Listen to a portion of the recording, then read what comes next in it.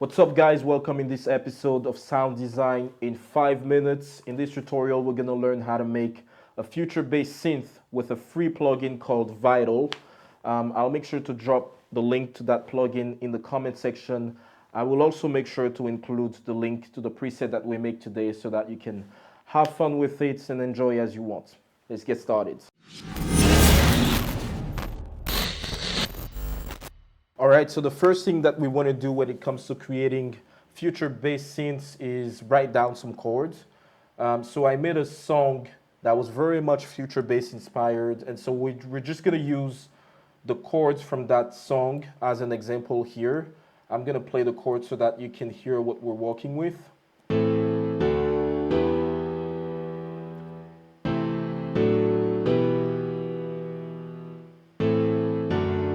When it comes to future bass, I really like to make sure that the chords are really full. So as you can see, all the chords that I'm playing here are made up of like 5, 6 notes sometimes.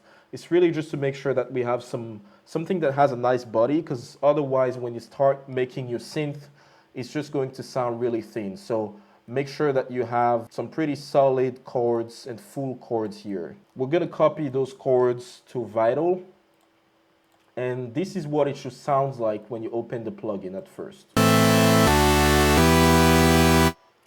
Right? Sounds like nothing. So the first thing that we're going to do here is bring up the voices up to 16. So you want to think of this oscillator as like a core, right? So you have a few people who are singing.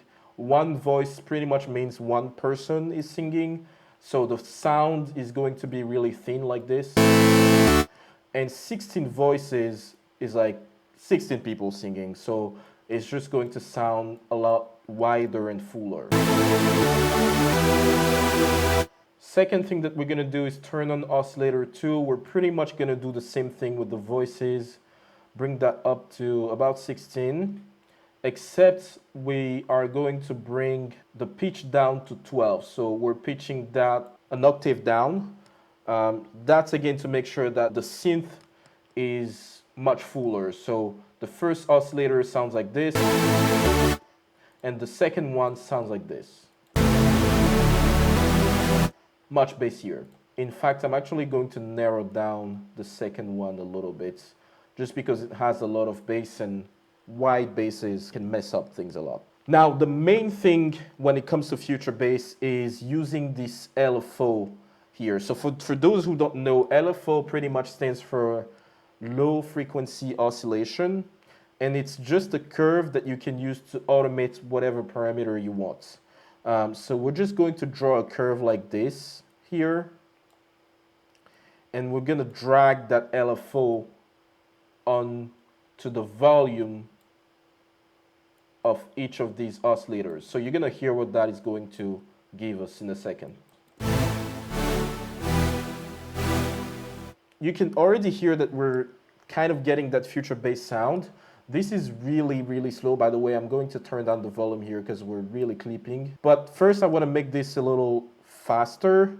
So I'm going to bring the frequency up to 1/8. And this is what it's going to sound like now. Now, a lot of people just leave it at that. They just automate the volume. And sometimes that's just what you want. It sounds good like this. It works with the song that you're trying to make, and you don't have to do anything else. A lot of times, though, you can also automate the filter. So I'm in the effects section now. I'm turning on the filter, and I'm going to drag that LFO to the cutoff of the filter. Listen closely to what is going to happen now.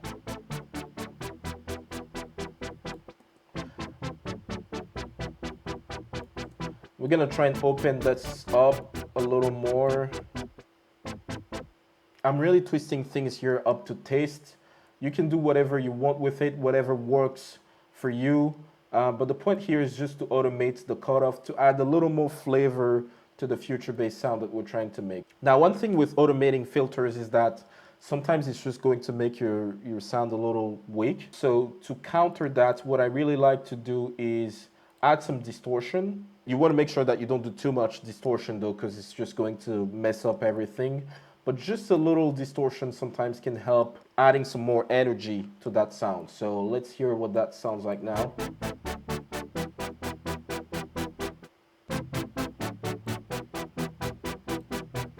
This sounds pretty good. You can add things like reverb to add some more flavor to what you're doing, add some more color, put it in a room. There's a lot of things that you can do to make the sound a little more personal, like you can play with some flanger effects, some phaser effects. It's really up to you what you do with the sound at that point. I'm gonna play the song that I made so that you can hear what it sounded like for me at the end of the production process.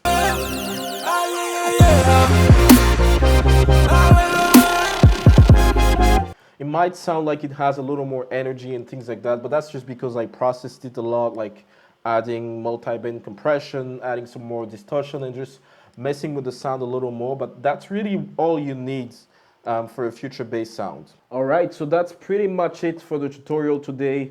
Let me know what you think. Ask your questions in the comment section, and also tell me which topics you would like me to cover in the future. Peace.